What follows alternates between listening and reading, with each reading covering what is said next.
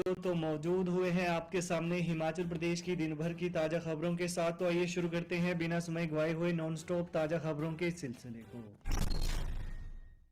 हिमाचल में लगातार 4 दिन मौसम खराब रहने की संभावना। ऊना में 31.4 डिग्री सेल्सियस पहुंचा पारा। हिमाचल प्रदेश में लगातार 4 दिन मौसम खराब रहने की संभावना है।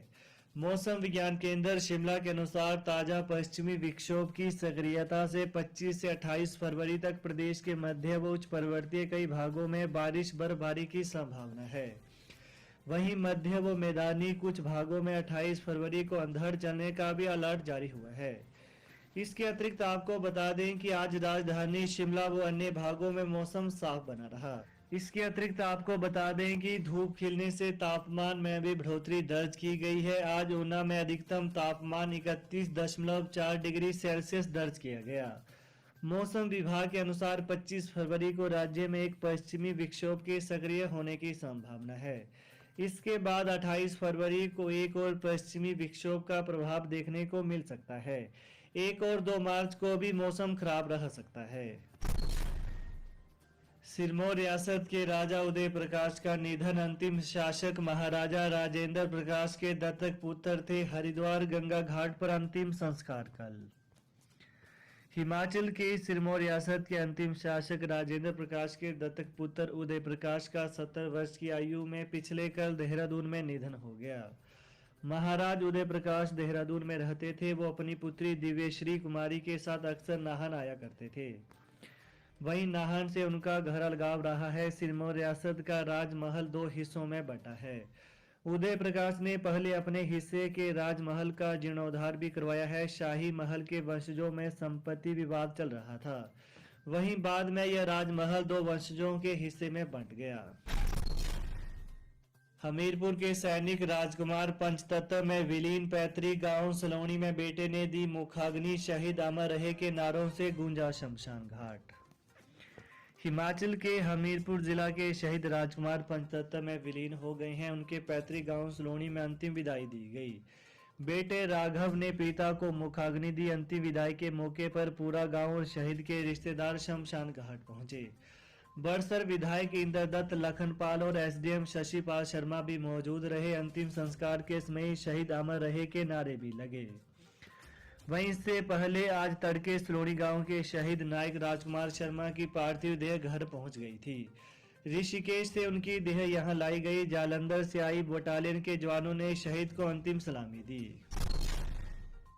फिल्मी सितारों का मेला। काजोल, सुनील शेट्टी और पृथ्वीराज सहित अन्य कलाकार पहुंचे। हिमाचल प्रदेश के मनाली में फिल्मी सितारों का मेला लग गया है। मनाली में करीब 1 सप्ताह से वेब सीरीज की शूटिंग चल रही है। अभिनेत्री लारा दत्ता वेब सीरीज की शूटिंग पूरी कर लौट गई, जबकि नीना गुप्ता मनाली में डटी हैं। अब एक अन्य वेब सीरीज की शूटिंग के लिए बॉलीवुड के मशहूर अभिनेता सुनील शेट्टी जुंगल हंसराज ने मनाली में डेरा डाल दिया है। वहीं दोनों फिल्मी हस्तियां आज मनाली पहुंचे। भुंतर एयरपोर्ट से वो सीधे ताज बड़ागढ़ रिजोर्ट पहुंचे, जहां पर स्थानीय प्रबंधकों ने उनका स्वागत किया। मंडी महाशिवरात्रि हाफ मैराथन में मंडी के राजेंद्र, चंबा की कनीजो दौड़े सबसे तेज। प्रतियोगिता के पुरुष वर्ग की 21 किलोमीटर दौड़ में बलह क्षेत्र के चुनाहान गांव के राजेंद्र कुमार ने प्रथम स्थान प्राप्त किया। बिलासपुर के दाल्टा निवासी अनीश चंदेल दूसरे और चंबा के भले निवासी पवन कुमार तीसरे स्थान पर रहे। प्रथम स्थान हासिल करने वाले को 15,000, दूसरा स्थान प्राप्त करने वालों को 7,500 और तीसरे स्थान के लिए 5,000 रुपए का पुरस्कार दिया गया। इसके अतिरिक्त महिला वर्ग की 11 किलोमीटर दौड़ में चंबा की कनीजो प्रथम स्थान पर रही। कांगड़ा की गार्गी शर्मा दूसरे और मंडी जोगिंद्रनगर की शिया देवी तीसरे स्थान पर रही। पहला, दूसरा और तीसरा स्थान पर रहने वाली प्रतिभागी को 12,000, 7,500 और 5,000 रुपए की राशि भेंट की गई। शिमला एमसी चुनाव के लिए मतदाता सूचियां तैयार करने का कार्यक्रम जारी। हिमाचल प्रदेश राज्य निर्वाचन आयोग आज शिमला नगर निगम के प्रस्तावित चुनाव के दृष्टिगत वार्डों की मतदान केंद्रवार मतदाता सूचियां तैयार करने का कार्यक्रम जारी कर दिया है। आयोग की ओर से जारी कार्यक्रम के अनुसार मतदाता सूचियों का प्रारूप प्रकाशन 6 मार्च को होगा। 7 से 16 मार्च तक पुनरीक्षण प्राधिकरण के समक्ष दावे व आपत्तियां दायर किए जा सकेंगे। वहीं दावे व आपत्तियां प्राप्त होने के 7 दिन के भीतर 23 मार्च तक इनका निपटारा किया जाएगा। पुनरीक्षण प्राधिकरण के निर्णय के खिलाफ अपील दायर करने की तिथि 27 मार्च तक तय की गई है। इसके बाद 29 मार्च तक अपीलों का निपटारा किया जा सकेगा। इसके अतिरिक्त आपको बता दें कि 31 मार्च को मतदाता सूचियों का अंतिम प्रकाशन होगा। यह जानकारी राज्य निर्वाचन आयोग के सचिव सुरजीत सिंह राठौर ने दी। आर्थिक तौर पर कमजोर 103 लड़कियों को गोद लेंगे, जिलाधिकारी बैठक में फैसला। अंतर्राष्ट्रीय महिला दिवस के उपलक्ष्य पर शिक्षा विभाग की ओर से चयनित की गई 103 लड़कियों को चंबा जिला के अधिकारी गोद लेंगे। आर्थिक तौर पर कमजोर इन लड़कियों की शिक्षा व्यवस्था सुनिश्चित बनाने के लिए यह फैसला लिया गया है। वहीं आज अंतर्राष्ट्रीय महिला दिवस के आयोजन को लेकर उपायुक्त कार्यालय के सभागार में डीसी चंबा डीसी राणा की अध्यक्षता में बैठक का आयोजन किया गया। वहीं गोद ली जाने वाली 53 लड़कियों को शिक्षा विभाग जबकि 50 को विभिन्न विभागों के जिला अधिकारी 5-5 हजार रुपए की राशि उनके खातों में जमा करवाएंगे। इस दौरान उपायुक्त ने चंबा जिले में बेहतर लिंगानुपात वाली पहली 7 ग्राम पंचायतों को सम्मानित करने के निर्देश भी दिए। हमीरपुर में जेबीटी बैच वाइज भर्ती के साक्षात्कार की तिथियों में बदलाव। हिमाचल के जिला हमीरपुर में जेबीटी के 41 पदों के लिए होने वाली बैच वाइज भर्ती के साक्षात्कार की तिथियों में बदलाव किया गया है।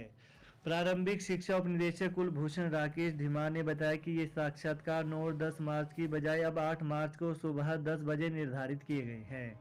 उन्होंने बताया कि आरएनपी नियमों के तहत योग्यता रखने वाले और जेबीटी डीएड डीएलएड बीएड और जेबीटी टेट पास करने वाले अभ्यर्थी इस चयन प्रक्रिया में भाग ले सकते हैं। हिमाचल में सेब खरीद की नई व्यवस्था। इस साल किलो या यूनिवर्सल कार्टन के हिसाब से खरीदने की तैयारी। एपीएमसी एक्ट में होगा प्रावधान। हिमाचल में इस साल सेब सीजन में बागवानों से किलो के हिसाब से या यूनिवर्सल कार्टन में सेब खरीदा जाएगा। सरकार इसकी सभी संभावनाओं को तलाश रही है। विश्वविद्यालय स्तर पर भी विचार विमर्श जारी है।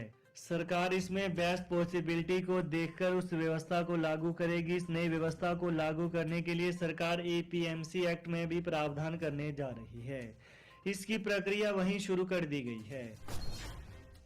हिमाचल कैबिनेट की बैठक अब 1 मार्च को इन विषयों पर होगी चर्चा। हिमाचल प्रदेश कैबिनेट की बैठक अब 1 मार्च को होगी। पहले यह बैठक 27 फरवरी को होनी प्रस्तावित थी। मुख्यमंत्री और मंत्रियों की व्यस्तता के चलते तारीख को बदला गया है। कैबिनेट बैठक में पुरानी पेंशन योजना ओपीएस में एसओपी को लेकर चर्चा होनी है। वहीं इसके अलावा 1 लाख युवाओं को रोजगार दिए जाने के मामले पर भी मंथन होगा। तो ये है आज दिन भर के मुख्य समाचार। तो प्रदेश की ताजा खबरों को पाने के लिए चैनल को जरूर सब्सक्राइब करें। Thanks for watching. जय हिंद, जय हिमाचल।